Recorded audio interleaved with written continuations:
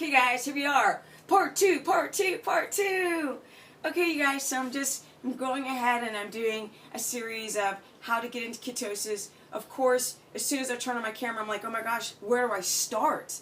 Like, there's no script. There's just talk. There's so many things. I've done so many videos about it. So here we go. Let's get right on to it. So, of course, 46, I've been in ketosis almost 5 years on no refeeding, and I do no cardio, guys.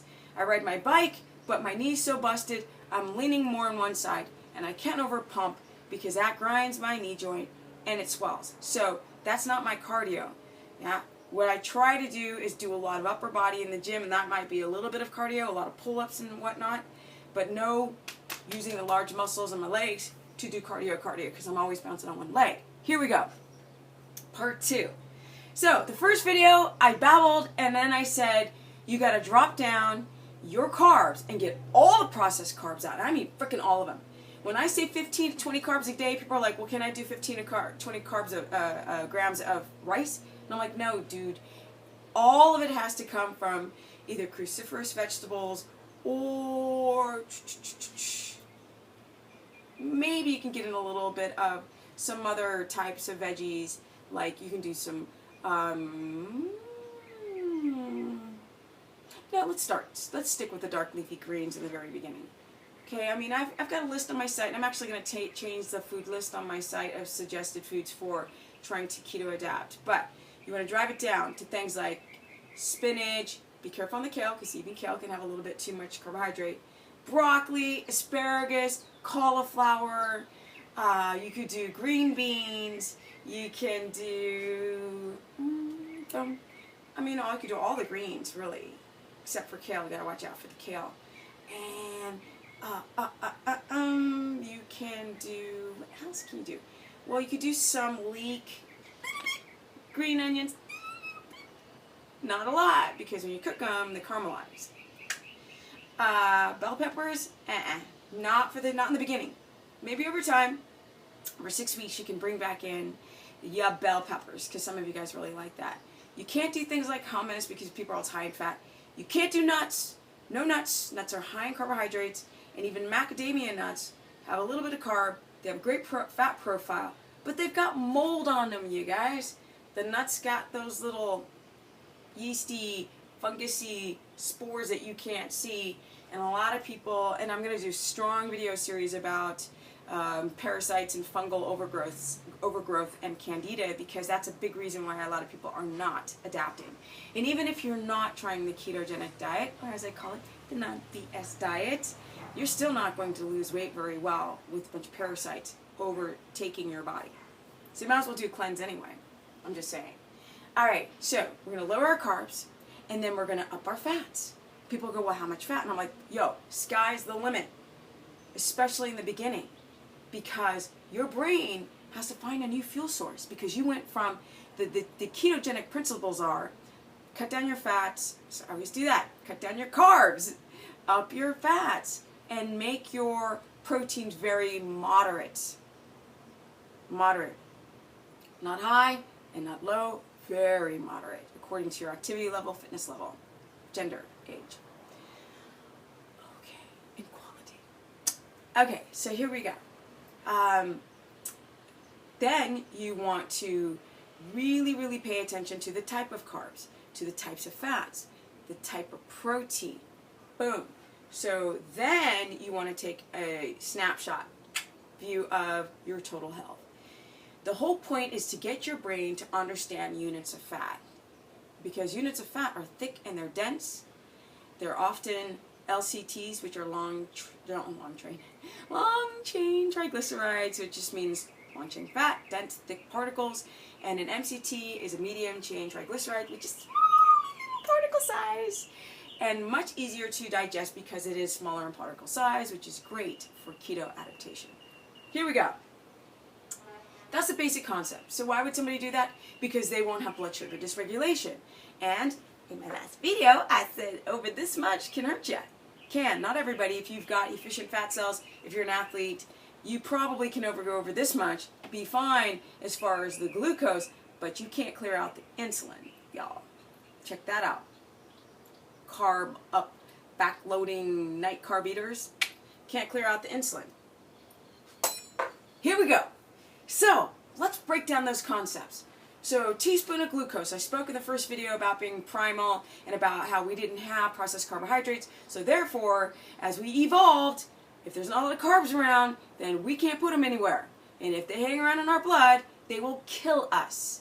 Too much glucose is a poison, and glucose can be bread, carbs, starchy carbs, potato, sugar, table sugar, fructose, honey. All of it's the same in your blood. Once it digests, it's all the same. So people are talking about the attack on sugar. No, we eat so many pounds of sugar a year. Yo, it's not just the table sugar. It's all the starches. All of them. Because you know what? We were only designed to be able to metabolize this much in the blood at any one time. And look at that. Look at that. That's not a lot, right? That's why we have so many modern diseases. They're called autoimmune disorders, where your body attacks itself. Check that on for size. Okay, so here we go. We're going to take our vegetables to dark leafy greens.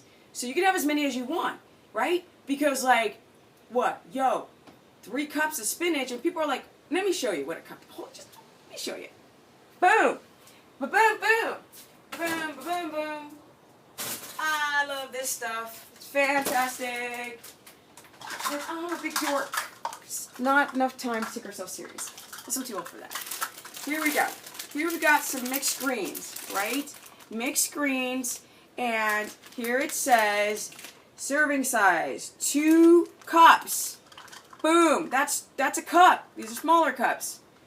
2 cups equates 1.5 carb. Well, you have almost up to 20 carbs depending on your size and athletic level, your fitness level. If you're an inactive person, you want to be more towards 15. Well, 2 of these darn things, which a cup, if you think about it, is about a big chunky handful. Wink, press down. That's a cup. So people are like, oh, you know, I don't get to eat vegetables. Yes, you do. You can eat this stuff all day long and still stay within your low carb parameters. Love it, love it, love it, love it. So freaking amazing, amazing, amazing, amazing. Okay. Damn. Those are your dark leafy greens. Look at them suckers. Look at them suckers. Fantastic. I love it. And look at the amount of carbs. Look at that. Bam. So don't tell me you can't eat carbs or eat low carb and not get your veggies in, because you can. It's fantastic. Now, protein. So that's a big question. If you eat too much protein, your body can't metabolize it. So what you can't use, your body will convert right back into sugar. That process is called gluconeogenesis. Now, to a healthy person, that's okay. To a person who's an office warrior, that ain't okay. Somebody who's older, somebody's got issues, which is most of the modern society, that's not okay. So we need to keep a real modern, real moderate. So, for women, and these are rough guides, okay, these aren't like strong. This doesn't fit for, there's no one size fits all in this whole reality. And that's why I keto coach people, is because I've worked with over 100 people now in a very short amount of time, and I do the after coaching, and I do the Skype or phone interviews, so I really get a lot of data. So I study, I practice, and then it is very interesting to be in the field with people, not in the science lab, I'm not in the lab. I'm actually working with people out in the field, so I'm really getting a really nice understanding of like cultures, religious practices, types of foods, different ailments, age, gender, you know, ethnic background, you name it. Fan-freaking-tastic, and it's very interesting how people respond to this lifestyle. So where are we? Look at me, we're just starting. Like, I need to do like a 3-hour video series on this stuff to even keep up with that much information. So we're gonna get our fats up real high. So what kind of fats? Well, let me go get some fat. Let's go see. Hold on. More. Boom. I'm gonna get some fat, and I'm going to get some more fat, and I'm gonna get some more fat. And I'm gonna get some more fat. Here we go. Here we go. Boom. Yeah, clearly I'm freestyling this. I am not prepared, but that's okay, because that's how I am. A dork. All right, so we got upper fat. So we've got, well, clearly it is warm outside because it's liquidy. In the wintertime, it's solid. So people are like tripping out sometimes when they're like, why is this, like, is there something wrong with my coconut oil? It's all white. And I'm like, well, that's what happens when it's cold. It's cold temperatures inside. And this is what happens when it's like butt hot, like right now. It's been over 100 degrees for the last 4 days in Cali, and me no likey. Okay, here we go. It's like an oven. So there we go. Boom. Coconut oil. Yes? It's only 60% MCT though, right? But it's great. It's got lauric acid in it. And if you've got any parent that has any type of brain cancer or any type of first stage Alzheimer's, dementia, my mom's got a brain injury because she had a glioblastoma in her brain, and my brother and I did this crazy protocol to get rid of all the junk, all the processed foods, but the carbs were the culprit. And the tumor was cut out, and a lesion started to grow, and boom, it stopped. They gave her 3 to 6 because she had the most aggressive cancer, brain cancer, that is out there. So that just shows you how powerful it is to get rid of what? Anything beyond that. Boom. That's a teaspoon. That's what stops cancer growth, is anything under this. But this and under. Up your fat. I actually have to call my mom. Well, not anymore because she's used to it. She didn't like this in the beginning. I was like, you got to do like 4 to 6 of these a day. The lauric acid is immune boosting, and it helps the brain. This is another form, which I'm going to do a separate video called MCT oil. This is made out of palm oil and coconut oil, because this is now 100%. So coconut oil is not 100% MCT, small particles, easy to digest, and when your brain's pissed off that you cut out your carbs, then you want this that will hit the brain fast and give it some fuel. Bam! This is my favorite brand. Now, 100% MCT oil. Boom. Here we go. Love this stuff. Fantastic. Now, this is Kerrygold grass-fed butter, unsalted. But we need salt. Don't get it twisted. But I don't like it when it's salt and butter. It's too salty tasting. Here we go. Bam! That's what you need. Kerrygold. Great brand. This has so many vitamins, minerals, properties, immune boosting, great fat profile. Our sex hormones are made out of it. Our lungs, the lung lining, our brain. Bam! This is another thing. I'm on mom. Each Kerrygold butter. You need to have this. Everybody needs to have this. And if you have a casein issue, which you can have all dairy, butter has the lowest amount of casein, which can be an allergen to some people. Then you can go for the ghee. G-H-E-E. I didn't say glee. I said ghee, which is like cook, purified butter, less casein in it. Google it. Okay, so we've got some fats. And I forgot to mention, when you're doing your veggies, you could do some fermented veggies, yeah?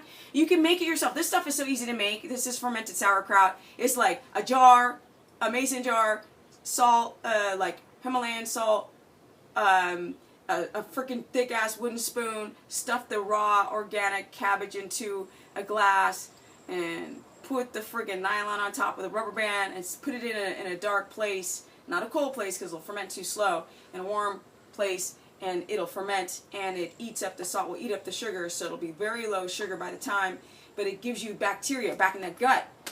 This is like, see, cultures, that's like healthy bacteria for your gut. We need that. We need it. So this is another veggie you can put with your veggie. Yes, okay, so that packaged food. This is the only packaged food I'm allowing.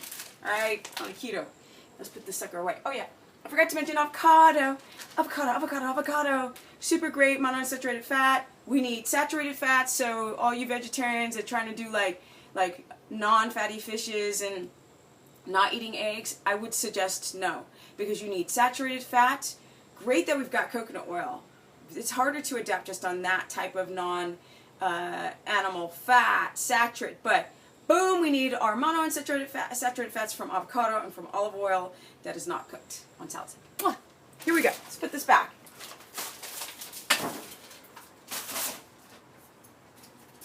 So now you've seen some of the fats, and my camera's dipping to the side because I'm such a spaz. And so there we go. I'm in the very beginning stages where we, oh boy, I've got to go on to the third video. Cool. yay, check me out, stephanieperson.com. I do keto coaching, or you can go to Stephanie the Business Person, my new fan page.